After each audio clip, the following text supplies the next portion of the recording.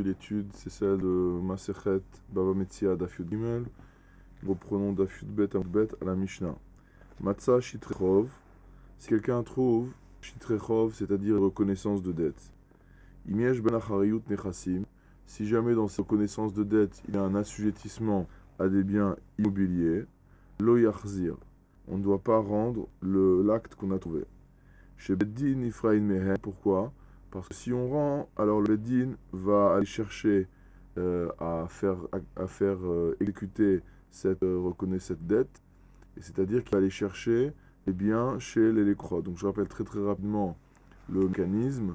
Donc lorsque quelqu'un a une dette qui est assujettie à des biens immobiliers, même si ces biens immobiliers ont été vendus à des tiers personnes, lorsque le créditeur vient chercher son argent, si jamais celui qui est endetté n'a pas de quoi rembourser la dette, alors le Beddin est en droit d'aller saisir les biens qui se trouvent chez les acheteurs. À ce moment-là, les acheteurs à leur tour se retourneront vers celui qui leur a vendu le bien, mais c'est encore un autre problème. Et ça veut dire que dans l'immédiat, on va aller chercher les biens chez des gens qui les ont achetés de manière licite. Ils savent normalement, quand ils achètent, que les biens sont assujettis. C'est quelque chose qui est su. En ben achariyut nechassim. Par contre, si jamais il s'agit d'une reconnaissance de dette qui ne comporte pas d'assujettissement à des biens immobiliers, yachzir, il faut rendre l'acte qu'on a trouvé donc au prêteur chez En Beddin Ifraïn Mehen, puisque en fait il ne peut pas avoir de problème dans l'exécution du Beddin, puisque étant donné qu'il n'y a pas d'assujettissement à des biens, soit la personne a de l'argent pour rembourser, elle rembourse. Si elle n'a pas d'argent pour rembourser, de toute manière, il n'y a pas de risque qu'on aille saisir des biens chez d'autres personnes. Divrei Rabbi Meir, ça c'est l'avis de Rabbi Meir. Vachachamim omrim, les chachamim quand eux disent, ben kar ou ben kar, lo yachzir mipnei sheddin ifraïn mehen. L'avis de Rabbi Meir, c'est que quel que soit le cas, que ce soit une dette assujettie à des biens ou que ce soit une dette non assujettie à des biens, il n'y a pas de restitution, parce que de toute manière, le Beddin a la possibilité d'aller chercher les biens chez les crottes, même s'il n'y a pas eu d'assujettissement de biens qui a été écrit de manière explicite. On va voir plus loin la Gemara expliquer tout ça de manière plus détaillée. La Gemara commence par poser une question simple. B'maya askina. De quel cas parle-t-on? Il est ma keshechayav modé. Il peut y avoir deux cas. Soit que celui qui a la dette, donc on retrouve un acte où il y a marqué que Reuven doit tant à Shimon. D'accord? Donc il y a deux cas. Soit Reuven reconnaît que cette dette n'a pas été remboursée, soit il ne reconnaît pas. Il dit soit je vais prêter 100, soit cette dette de 100, je l'ai déjà remboursée. Donc la Gemara va regarder les deux cas. Donc premier cas, il est ma keshechayav modé. Si tu me dis que la Mishnah nous parle du cas où celui qui a la dette reconnaît que la reconnaissance de dette est toujours valable, qui yeshba machariyut nechassim, et le harzir. Même s'il y a un assujettissement de biens à cette dette, pourquoi on ne rendrait pas l'acte de reconnaissance de dette à celui qui a prêté l'argent? Puisque celui qui a emprunté, il reconnaît qu'il a de l'argent. Donc il n'y a pas de problème. Hamodé, voilà qui reconnaît. Veik shen chayav modé. Maintenant, si tu me dis que je suis dans un cas où celui qui a la dette ne reconnaît pas avoir cette dette, kenba machariyut nechassim, amayachzir, dans le cas où il n'y a pas d'assujettissement à des biens, et de toute manière, on ne peut pas aller saisir des biens, et celui qui a emprunté, enfin celui qui est censé être endetté, ne reconnaît pas la dette, d'accord? Nehi delo gave mimisha abede. Si on considère qu'on ne va pas aller saisir des biens des saisir d'argent, donc sur les biens, sur les biens immeubles, alors le problème c'est que mibnechare migabebe. Il y a un problème, c'est que là, on pourrait aller chercher le remboursement des biens sur les biens libres. C'est quoi des biens libres? Ça veut dire des biens qui ne sont pas rentrés en assujettissement à la dette au moment où la dette a été contractée. Par exemple, un terrain qui a été acheté postérieurement à la dette, ce terrain-là n'est pas assujetti à la dette en question. Alors la Gemara répond à ça. Elle dit, pour savoir de quel cas on parle, elle nous dit Léolam Keshayav Modé. Il dit non. Notre Mishnah, on ne peut pas envisager qu'elle parle d'un cas où celui qui a la dette ne reconnaît pas. On est forcément dans un cas où celui qui a la dette reconnaît. Vera Ainutama. Alors ici, quelle est la raison pour laquelle on a dit ce qu'on a dit dans la Mishnah? D'accord? Pourquoi on va rendre l'acte à celui qui a prêté l'argent, sachant qu'il va aller pouvoir chercher le remboursement de sa dette dans le bien non assujetti. Ce qu'on craint, c'est que lorsque l'acte de reconnaissance de dette a été écrit, c'est parce qu'il y avait une intention d'emprunter l'argent en Nissan. Velo lava à Tishri, il a attendu 6 mois, et en fait, la vente n'a été réalisée qu'au mois de Tishri. Donc il y a 6 mois d'écart entre les deux. Et qu'est-ce qui va se passer dans ce cas-là? Donc on a un acte de connaissance de dette qui dit Reuven a emprunté à Shimon au premier Nissan. Alors en fait, il a emprunté au mois de Tishri. Donc tous les biens qui ont été acquis dans la période donc, de Nissan à Tishri, il va y avoir un problème avec ça. Les mitraf, les kochot chez l'okadin. On va en venir à aller chercher des biens chez les kochot, chez l'okadin, de manière illicite. C'est-à-dire que des biens qui ne sont pas concernés parce qu'ils n'étaient pas dans la propriété du prêteur au moment où il a prêté l'argent, puisque lui a prêté que en Tishri, d'accord, il n'y a pas de raison qu'on aille chercher chez les kochot. Tous les clients, tous les kochot, tous ceux qui sont les acheteurs qui ont été après Nissan et en Tishri, donc dans ces 6 mois, donc il n'y a pas de raison que leurs biens à eux soient assujettis. Alors la Gemara nous dit, Achi, si c'est comme ça, Kol tared à tous les kaman nerush leu Achi. Tout acte de reconnaissance de dette qui vient devant nous, on devrait avoir la même crainte. Pourquoi particulièrement dans le cas d'un acte qui est trouvé? Quand 2 personnes viennent devant un bed-din, on devrait questionner pour savoir si vraiment la dette a été contractée au jour où l'acte a été signé ou pas. La Gemara répond à ça. Kol shtare lo ri'e, hane ri'e. Tous les actes n'ont pas un défaut, d'accord? Mais celui-là, il a un défaut. Re'ua, ri'e, ça veut dire qu'il y a quelque chose de négatif. C'est un terme qu'on utilise pour dire qu'une chazaka est affilie, par exemple. Donc ça veut dire qu'ici, un acte normal, il n'y a pas lieu de craindre qu'il y ait ce genre de dysfonctionnement. Par contre, étant donné que c'est un acte qu'on a trouvé dans la rue, si c'était un acte, explique Rashi, je crois, si c'était un acte qui était vraiment bien, voilà, Rashi dit quoi? Il est nafal, et on est que l'acte il est tombé, itra, donc il y a une sorte de défaut maintenant qui entache cet acte. Et Shlomar imhaya kasher ayanizabo, parce qu'il est lieu de dire que si vraiment cet acte était parfaitement rédigé, alors la personne qui détenait cette reconnaissance de dette l'aurait gardé comme la prunelle de ses yeux. Un acte de reconnaissance de dette, ça se met au coffre. Ça ne se laisse pas tomber dans la rue. Et là, il dit pourtant on a un problème. Pourquoi?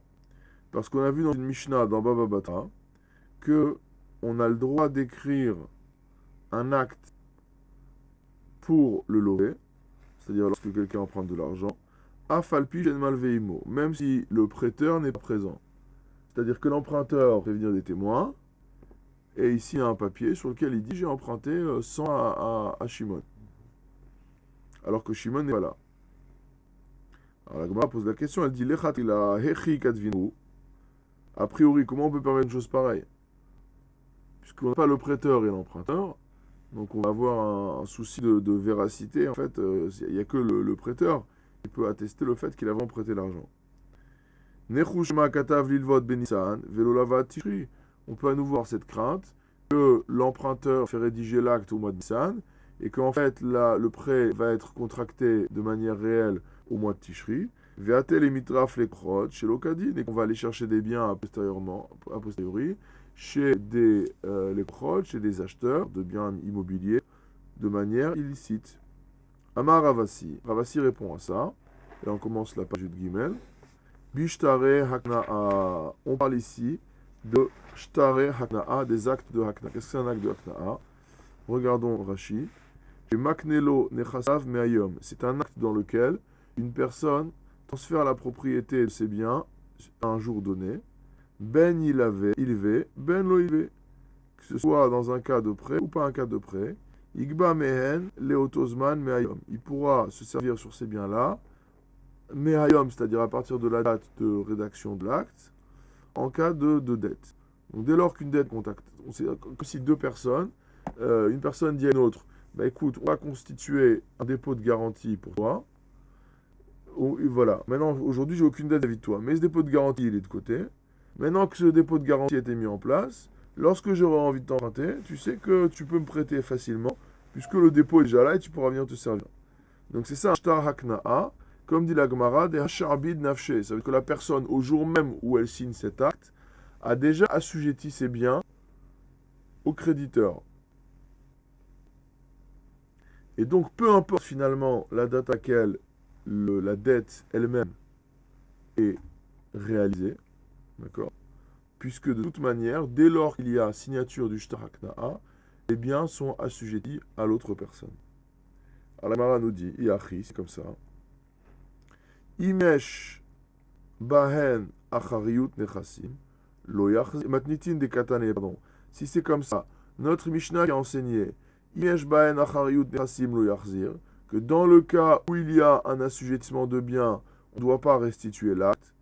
Veokimna shechayav modé, et nous on a placé le cas de la Mishnah dans un cas où celui qui a la dette reconnaît l'existence de la dette, ou mishum shema katav livod benissan velava atishri, et de peur qu'il a écrit qu'il avait emprunté en Nissan alors que la dette elle-même était vraiment contractée au mois Tishri, vatel et metraf la korod chez l'okadin, et que dans ce cas-là il y a un risque de prendre des biens de manière illicite chez le client. Amay le herzir. Pourquoi dans ce cas-là il ne rendrait pas l'acte? Alors la Gemara va expliquer. Regardons. Si on parle d'un acte d'assujettissement des biens, la personne est volontaire pour que ses biens soient assujettis, quelle que soit l'existence de la dette, au jour où elle signe le contrat, donc il n'y a pas de problème. Maintenant, si ce n'est pas un shtar de hakna'a, c'est un shtar de reconnaissance de dette normale. Les cas, les mechash, il n'y a rien à craindre non plus. Pourquoi? Puisque tu m'as dit que normalement, on n'a pas le droit d'écrire l'acte sans la présence du prêteur.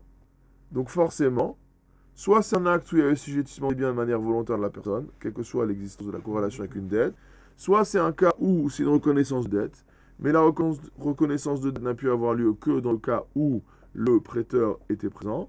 Et dans ce cas-là, a priori, il y a deux problèmes, ni dans un cas, ni dans l'autre. À quoi? Qu'est-ce que répond Ravasi? Amarlach Ravasi, Afalgav dishtare de la vakna'a, kileka malve bahade lokadinan. Il dit bien qu'il s'agisse d'un shtar qui n'est pas un shtar de hakna'a. Et bien qu'on dise que quand le prêteur n'est pas là, on ne signe pas l'acte de reconnaissance de dette. Matnitin kevan de nafal itrale. Notre Mishnah parle d'un cas où le shtar est tombé, il a été trouvé dans la rue, d'accord? On ne trouve pas de reconnaissance de dette dans la rue tout le jour. Et donc elle a un problème, cette reconnaissance de dette, elle est affaiblie. Et on a peur que cette reconnaissance de dette, ikre vekatu, ça veut dire mot à mot, entre guillemets, elle a été écrite par hasard. Ça veut dire qu'elle a été écrite comme ça, que pas comme il fallait, qu'elle n'a pas été écrite dans les règles de l'art. Donc même si on a vu qu'il y a des règles à respecter, eh ben, il peut arriver également que les hommes ne respectent pas les règles. Et donc la règle n'a pas été respectée. Abaye Amar. Abaye lui vient nous dit quoi? Edav bahatumav zachin lo. Va fiushtare de la vakna. Il vient avec une nouvelle idée. Abaye dit dès lors que les témoins signent sur l'acte de reconnaissance de dette, donc ils entraînent automatiquement la validité de l'assujettissement, va filushtare de la vakna'a, même s'il ne s'agit pas d'un acte où il y a un assujettissement volontaire. Pourquoi? Ishum de Kashiale, Ravasi, il y avait un problème avec ce qu'a dit Ravasi. Kevan de Amad Bishare de la vakna'a, qu'il était la malveba de l'okadvinan, leka le mechash de ikre vekatu. Lui, il considère que quand on parle d'un shtar qui n'est pas un shtar d'assujettissement de biens, et que le malvé, le prêteur, n'était pas présent au moment de la signature, les cas, les méchages d'écrire des katouv. Lui, il considère, à l'inverse de Ravasi, qu'il n'y a pas à craindre que l'acte ait été écrit n'importe comment. Donc, ici, ça a été écrit, c'était bien écrit. Et donc, pourquoi ça a été bien écrit? Parce que, sur ce principe-là, dès lors que les témoins ont signé, quelle que soit la situation, c'est la signature des témoins qui constitue la validité de l'acte. Et la haditnan masagite nashim veshichure avadim diatiki matana veshovrim harezel yachzir. Pourtant c'est bizarre. On a une Mishnah un peu plus loin qui nous dit que si on trouve gite nashim, des actes de divorce, shichure avadim, des actes d'affranchissement d'esclaves hébreux, cananéens, diatiki, c'est un terme grec, diateke, qui signifie un testament. Donc ici c'est un testament qui est écrit par Shriv Mera, qui est rédigé par un agonisant. Matana, c'est un acte de donation réalisé du vivant de la personne. Shorim, c'est quoi shovar? Shovar, c'est un reçu pour encaissement d'un remboursement de dette. Donc si j'avais signé une reconnaissance de dette vis-à-vis de quelqu'un, je lui demande au moment du remboursement qu'il me signe un papier comme quoi il a bien reçu le remboursement. Donc si on trouve tous ces documents-là, d'après Mishnah qu'on verra plus loin, Daf Yutret, Hareze lo yachzir, on ne doit pas les restituer. Pourquoi? Shema aktuvim ayu, venim lachalehem shelo litnam. De peur qu'ils étaient écrits dans l'intention de les donner. Par exemple, un homme qui souhaitait divorcer de sa femme, et après il s'est ravisé, il a dit non, finalement, j'ai pas envie de divorcer. D'accord? Pareil pour un acte de matana, un diatéké, un chauvard, etc. La personne y pensait qu'il avait reçu le virement, il l'a pas reçu, donc il avait préparé le chauvard. L'argent n'est pas arrivé, donc il dit non, je ne le donne pas. Alors la Gemara, elle nous dit la chose suivante, elle pose une question par rapport à cette Mishnah. Vechinim la chalem. Ok, disons que la personne, elle a écrit un acte et qu'après elle a regretté. Qu'est-ce que ça peut faire? Veha amart, aidav, bahatumav, zachino. Abaye nous a apporté un principe selon lequel c'était la signature des témoins qui donnait leur efficacité à l'acte. Donc ça veut dire quoi?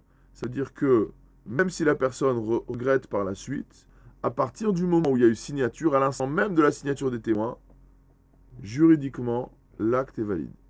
Et donc on peut très bien rendre le papier, puisqu'on peut faire exécuter cet acte de manière licite. La Gemara, elle répond à cette question en disant Hanimile hecha kamatu l'idée. Donc ce principe de nous dire que ce principe de nous dire que dès lors qu'il y a signature des témoins, l'acte est en pleine validité, c'est uniquement quand l'acte est finalement arrivé entre les mains de celui qui devait arriver. Quand il est arrivé entre les mains de la femme, pas de divorce, entre les mains de l'héritier dans le cas du bénéficiaire, dans le cas du diatiki ou du matana, etc. Aval,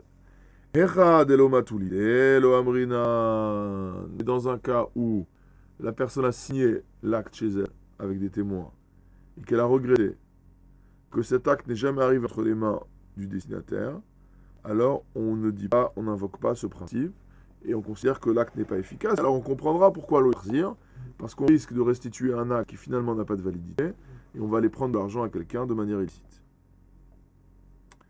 La Gemara revient en nous disant, et là, matnitin katane, ce qu'on a enseigné dans notre Mishnah. Matza shitrechov im yesh bahem achariyut nechasim lo yachzir.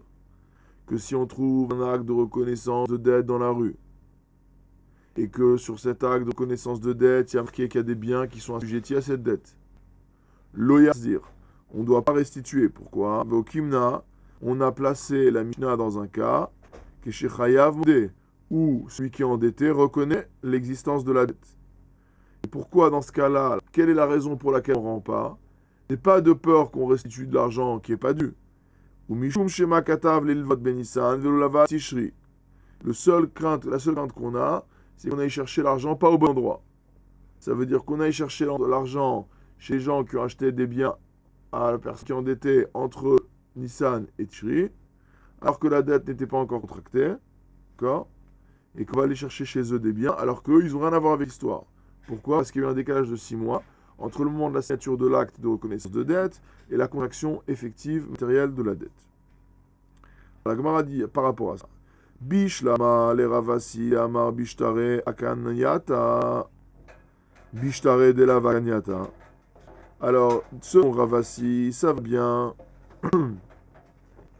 parce que lui, il a dit que c'est que dans un cas où on parle de shtare akniata, donc c'est-à-dire des biens qui permettent de faire acquérir un assujettissement sur le terrain, d'accord, à partir du moment de la rédaction de l'acte, que la dette est contractée ou pas, et que maintenant, si on dit que bishtare delav mokela bishtare delav akaniata, d'accord, dans ce cas-là, le Ravasi va dire que la Mishnah, elle est dans un cas où on n'est pas dans un shtar où il y a assujettissement de biens, et que donc il n'y a pas ce problème d'aller chercher chez les kochot.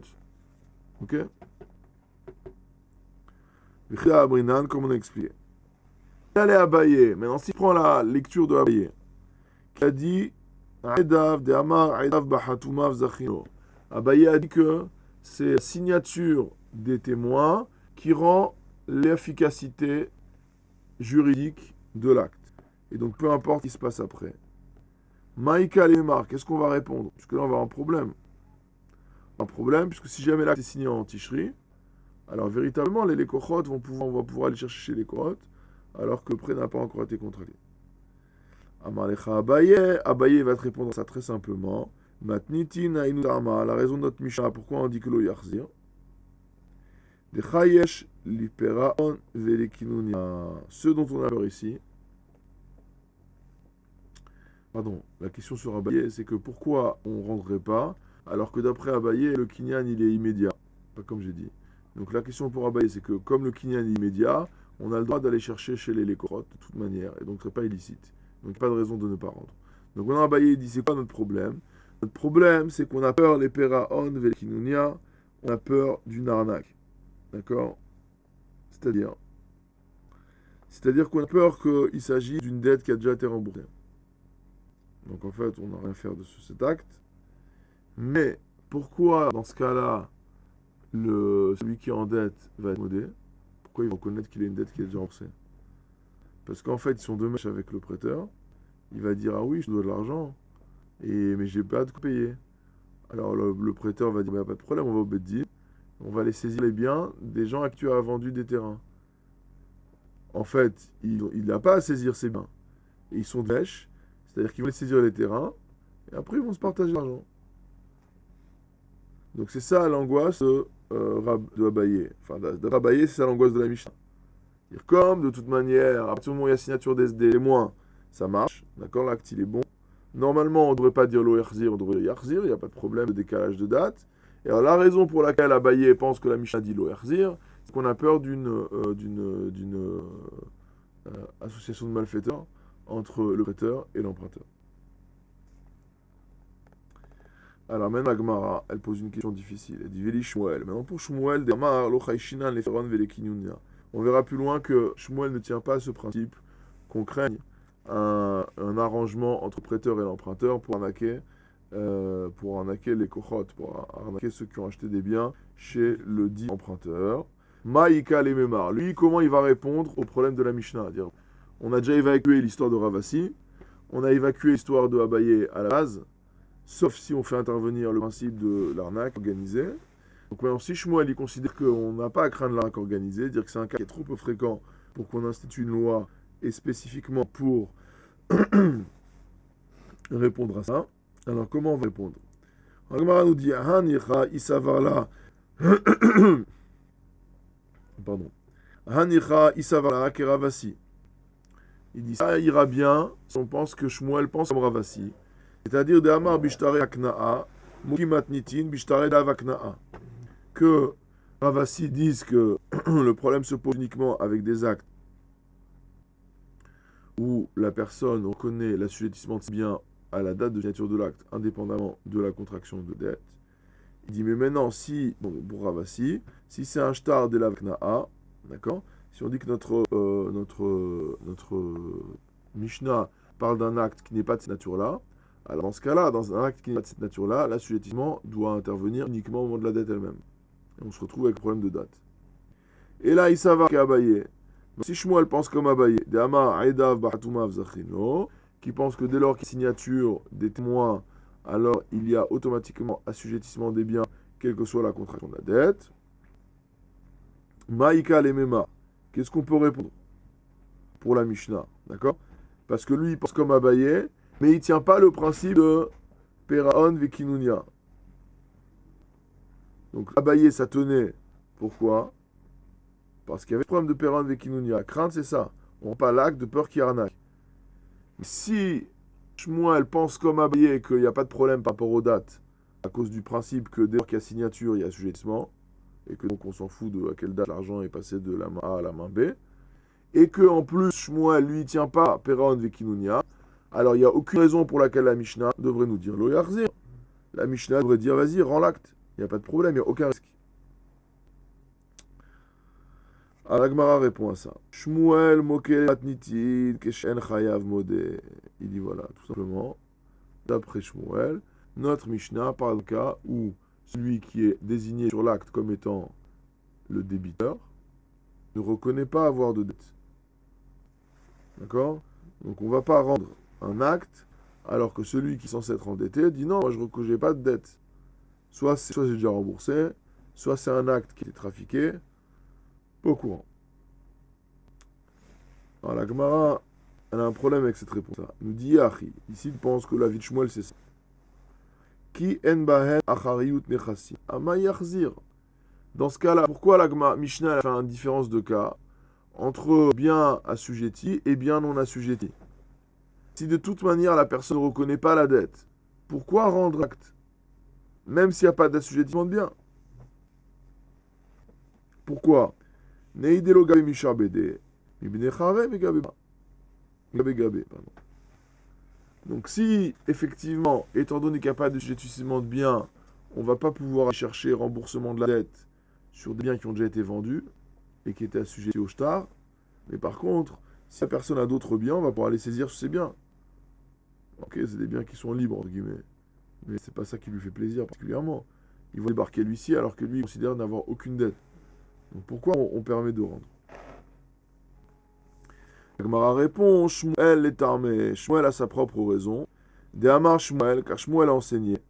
Omer ya Rabbi Meir. Rabbi Meir avait l'habitude de dire Shtar chov she'enbo achariyut nechasin, qu'un acte de reconnaissance de dette sur laquelle aucun bien n'est désigné comme étant assujetti. En gove lo mi misharbede velo mi behare. D'après Rabbi Meir, s'il n'y a pas d'assujettissement de biens explicite dans le shtar, on a le droit d'aller se servir, évidemment pas sur les biens qui ont déjà été vendus, mais pas non plus sur les biens qui sont libres. Ça veut dire c'est une dette qui n'a pas de garantie. Ben, il rembourse, il rembourse pas, il garde sa dette. On ne peut pas aller saisir quoi que ce soit. Et dans ce cas-là, on comprend pourquoi Yarzir. Veki me'achar she'eno gove, ama Yarzir. La Gemara dit non, ça ne tient pas route. Est-ce que, parce qu'on ne peut pas aller saisir sur les biens de la personne, on va quand même rendre l'acte? C'est-à-dire, malgré tout, à quoi sert ce shtar? Tu rends un papier qui ne sert à rien finalement. Donc pourquoi la Gemara, pourquoi la Mishnah devrait te dire que tu dois rendre un papier qui ne sert à rien? Parce que de toute façon, l'autre, il ne reconnaît pas sa dette, et tu ne peux pas aller saisir de bien chez lui. Bon, t'es content, t'as un morceau de papier. Ben, c'est exactement ce que répond la Gemara. Amar Rabbi Natan bar Oshaya. Rabbi Natan bar Oshaya répond La tour alpitz lochito shemalve. C'est pour que le prêteur puisse utiliser le papier pour boucher l'ouverture de sa cruche. D'accord? Il récupère le papier. Il récupère une feuille de papier. Donc le papier, visiblement, ça a plus de valeur qu'aujourd'hui. Alors il dit Venah dere leou levé. Il a dit dans ce cas-là, on a qu'à rendre levé à l'emprunteur. La tour alpitz lochito shemalve, que lui, il utilise pour sa propre cruche. D'accord? La Gemara répond, tourne la page. Comment tu veux rendre le papier à l'emprunteur supposé, sachant que lui récuse l'existence de ce prêt? Donc tu dis pas, tiens, je te rends ta reconnaissance de dette, c'est pas à lui. Donc forcément, la seule personne à qui on peut la rendre, c'est au prêteur. Alors maintenant, la Gemara revient pour comprendre un petit peu l'avis de Rabbi Meir dans la Mishnah et la marloquette avec les Chachamim. Donc, très rapidement, je reviens sur la Mishnah. La Mishnah nous avait dit que lorsqu'on trouve des reconnaissances de dette, que dans le cas, comme on a vu longuement, où il y a un assujettissement de biens, on ne doit pas le rendre. Chez Beddin Frein Mehem, parce que le Beddin va appliquer la sentence et donc risque d'aller chercher de l'argent chez qui on ne devrait pas. Et que s'il n'y a pas d'assujettissement de biens, on rendra. Chez Beddin Frein Mehem, puisque le Beddin ne va pas exécuter quoi que ce soit. Divrei Rabbi Meir, tout ça c'était l'avis de Rabbi Meir. Maintenant, l'avis de Chachamim, c'était quoi? L'avis de Chachamim, c'est que quel que soit le type de reconnaissance de dette dont il s'agit, qu'elle soit assujettie ou non assujettie à des biens, le Beddin peut aller chercher remboursement, et donc on ne doit pas rendre dans tous les cas. Amar Rabbi Elazar enseigne, Machloket she'en chayav modeh, que la machloket entre Rabbi Meir qui dit on fait la distinction entre les biens, entre un shtar qui est assujetti et un shtar sur lequel il n'y a pas de bien assujetti, et l'avis de Chachamim qui dit ben kach ou ben kach lo yachzir, leur machloket, elle a lieu dans quel cas? Elle a lieu dans le cas où la personne qui est désignée comme débiteur en modé, il ne reconnaît pas la dette, soit qu'il dit l'a déjà remboursé, soit qu'il dit c'est faux. Des Rabbi Meir Tavar, pourquoi ça? Parce que Rabbi Meir pense shtar she'en bo achariyut nechassim, qu'un acte qui ne comporte pas d'assujettissement de biens, eno gove lo mimishar bede velo ibne hare, comme on a déjà vu. Rabbi Meir pense qu'un acte sur lequel il n'y a pas d'assujettissement de biens, on pourra aller chercher évidemment sur les biens qui ont déjà été vendus, mais pas non plus sur les biens qui sont libres. Et donc c'est pour ça que Rabbi Meir fait une distinction, comme on l'a vu juste avant, ce qu'il dit on peut rendre le papier, entre Jaboud et pas de Jaboud.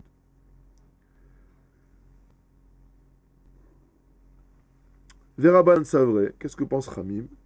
Mishabede ou delogabe, mibde hare, migbegabe. Chachamim pense non. Dans un cas où il n'y a pas de reconnaissance, enfin, dans le cas où dans la reconnaissance de dette, il n'y a pas de biens qui sont désignés comme étant constituant l'hypothèque de cette dette, alors le Beddin, certes, ne pourra pas aller chercher remboursement sur des biens qui avaient été vendus au Lekrot, mais il pourra aller chercher sur des biens qui sont libres. Donc il va pouvoir exécuter malgré tout le remboursement de cette dette. Mais dans un cas où celui qui est désigné comme ayant la dette, il reconnaît la dette, tout le monde est d'accord qu'on doit rendre. Attends, il reconnaît la dette, pourquoi tu ne vas pas rendre la dette? Donc, le seul point qu'on aurait eu comme problème, c'est la crainte qu'il y ait une arnaque organisée entre le prêteur et l'emprunteur pour aller dépouiller les Lekochot. Mais ça, apparemment, à ce stade de la Gemara, on considère que d'après la Mishnah, on n'a pas à craindre ça. Donc la machloket dans la Mishnah, c'est bien la machloket dans le cas où la personne qui est endettée ne reconnaît pas la dette, d'accord? À ce moment-là, il va avoir une machloket entre Rabbi Meir et Chachamim sur est-ce qu'on va se servir ou pas sur les biens. Donc d'après Rabbi Meir, on va servir sur les biens que s'il y a une assujettissement. Et donc c'est pour ça que si c'est un shtar qui n'a pas d'assujettissement, on peut le rendre. Et d'après Chachamim, on va chercher sur les biens, quelle que soit la situation. Et donc il y a assujettissement ou non assujettissement, les Chachamim vont dire on ne rend pas. Maintenant la Migara nous précise que dans le cas où tout le monde reconnaît que le prêteur et l'emprunteur sont d'accord pour reconnaître la dette, alors on doit rendre l'acte de tout l'avis de tous, et de Chachamim et de Rabbi Meir, et que donc la Mishnah, le Tana de la Mishnah, les deux Tanaïm de la Mishnah, les deux avis dans la Mishnah, et Rabbi Meir et Chachamim, pensent que lo chayshinan, les peron et Kumunia, on n'a pas à craindre que il s'agisse d'une dette qui a déjà été remboursée, et qu'on est en train de faire une arnaque pour pouvoir aller chercher les terrains chez les Lekochot. Rabbi Yochanan Amar, maintenant on a une autre explication. Ça c'était l'explication de Rabbi Elazar. Maintenant Rabbi Yochanan va expliquer la Mishnah différemment. Il nous dit que chez Chayav Modé, non pas du tout. La Mishnah nous parle spécifiquement du cas où la personne qui est désignée comme ayant contracté la dette reconnaît la réalité de sa dette. Des Rabbi Meir Savar, lui il pense que la vie de Rabbi Meir c'est quoi? Shtar Shenbo Arayud Nechassim, une reconnaissance de dette sur laquelle des biens assujettis ne sont pas indiqués, Mishabede ou Delogabe, sur des biens assujettis, on ne se sert pas. Aval Mibchare Mikba Gabe. Mais sur des biens donc, qui sont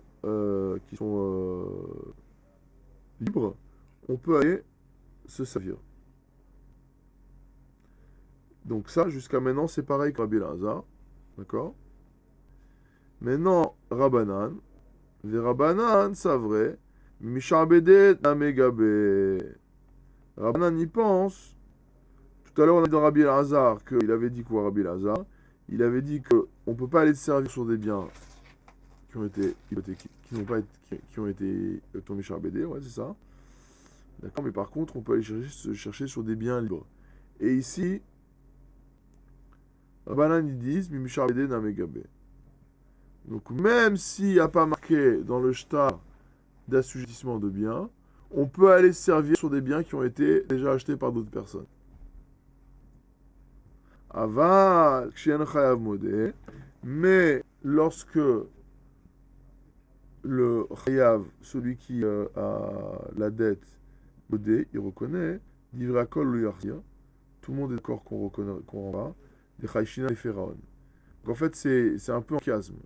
C'est-à-dire, dans Rabbi Elazar, il avait dit au début que on parlait d'un cas où on ne reconnaît pas, d'accord, et que Rabbi Meir avait dit que dans les biens où il y a une achariyut, on peut pas les servir, et on peut pas les servir non plus dans les bnei charé. De l'autre côté, Rabbi Yochanan il dit quoi? Il dit qu'on parle d'un cas où le chayav il est modé, donc il reconnaît exactement l'inverse. Et Rabbi Meir il dit que s'il n'y a pas de achariyut nechassim, alors on ne peut pas aller se servir sur les biens assujettis, mais on peut aller se servir sur les biens qui sont libres. D'accord? Donc c'est exactement l'opposé.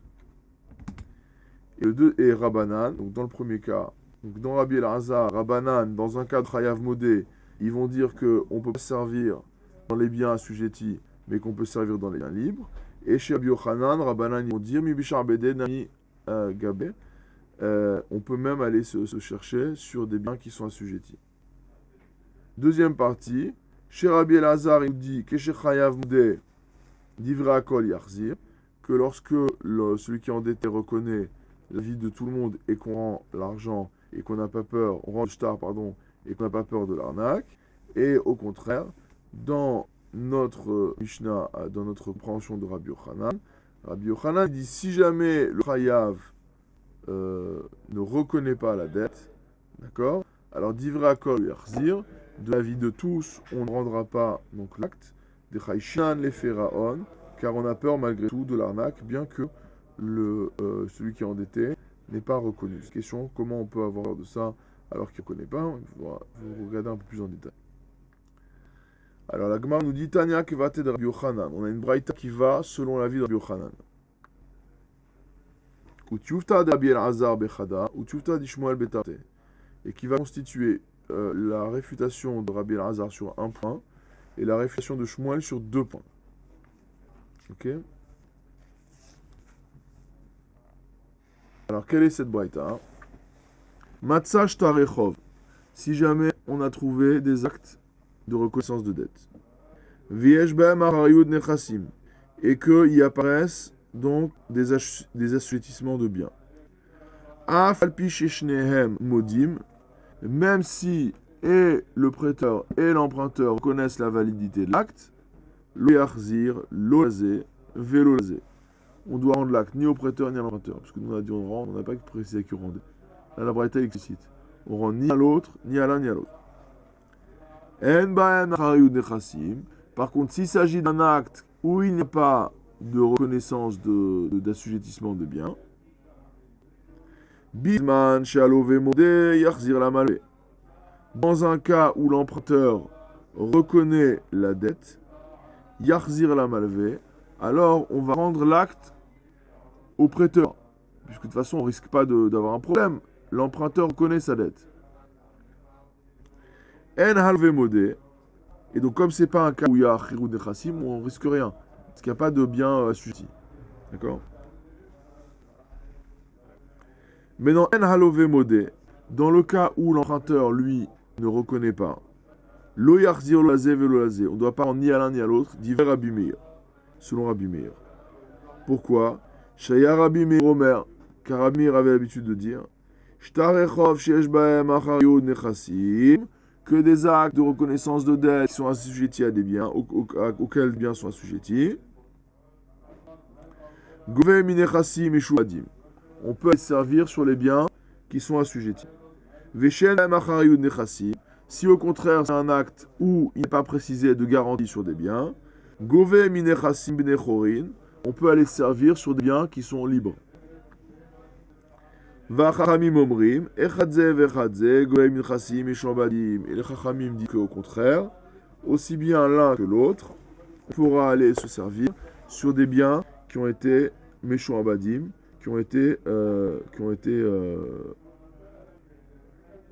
qui sont assujettis, c'est-à-dire qui ont été déjà vendus entre temps. D'accord? Donc a priori c'est exactement l'avis de Rabbi Yochanan. Alors, en quoi c'est une tchoufta de Rabbi Elazar Bechada? En quoi c'est une récitation de Rabbi Elazar sur un point? De Amar, les Rabbi Meir. Parce que Rabbi Elazar a dit concernant Rabbi Meir, Shtar She'en bo achariyut nechassim, que dans le cas d'une reconnaissance de dette qui n'est pas assise sur les biens, et Gove binechassim et shobadim. On ne peut pas les servir sur des biens qui sont assujettis, Velo minechassim benechorim, ni sur des biens qui sont libres. Veka Amar, et Rabbi Elazar a encore dit que ben les Rabbi Meir, ben les Rabbanan, lo chayshinan le kinunya, qu'on n'a pas peur d'une arnaque. Or, notre Braïta, ou Braïta Katane, qu'est-ce qu'elle enseigne? Elle enseigne premièrement que Shtar Shen Bo Acharit Nechassim Imisharbede lo Gave Hamde Chorim Gave. Il dit que si on ne peut pas servir sur des biens qui sont assujettis, on a le droit de servir sur des biens libres. Donc c'est contradictoire avec ce qu'a dit Rabbi Elazar. Vekatane ben le Rabbi Meir ben le Rabbanan chayshinan le kinunya. Et on dit que dans les deux cas, on a peur de l'arnaque. Des katane afalpi shishneim modim arzir lazé velo lazé alma chayshinan le kinunya. Alors que lui, il a dit que Rabbi Elazar que on ne craignait pas kinunya. Alors la Gemara dit, dis-moi, tu moques de moi, tu ne sais pas compter jusqu'à 2. Ve'ahan etartehu. Tu m'as dit que c'était une réfutation de Rabbi Elazar sur un point. On vient voir 2 points. D'abord, quel bien on a le droit de se servir? Premier point. Deuxième point, est-ce qu'on craint ou pas une arnaque organisée entre le prêteur et l'emprunteur? On commence un petit peu, première ligne de Dafyud Dalet. Chadahu, la Gemara, elle dit non, c'est une seule. La Gemara, elle te dit c'est une seule réfutation. Pourquoi? Derad Tarmahu. En fait, il y a une raison unique derrière ces deux divergences d'opinion. Laquelle est-elle? Les Mishum de Kamar Rabbi Elazar, Machloket, Beshe'en Chayav Modeh, Hu Metaretz Achi. En fait, la différence, c'est que Rabbi Elazar, il pense que la Machloket entre Rabbi Elazar et Rabbi Chamim, elle est lorsque En Chayav Modeh, lorsque celui qui a la dette ne reconnaît pas. Et donc, il est forcé de répondre à question de cette manière-là. D'accord? Tandis que, quand on a vu l'avis de Rabbi Yochanan, il a dit « Machloket kshechayav modeh ». La machloket, elle est quand il reconnaît. Donc, la tioufta de Rabbi Elazar, c'est qu'en fait, il n'est pas sur le bon cas. Et il y a 2 conséquences pratiques à la réfutation de ce point unique chez Rabbi Elazar.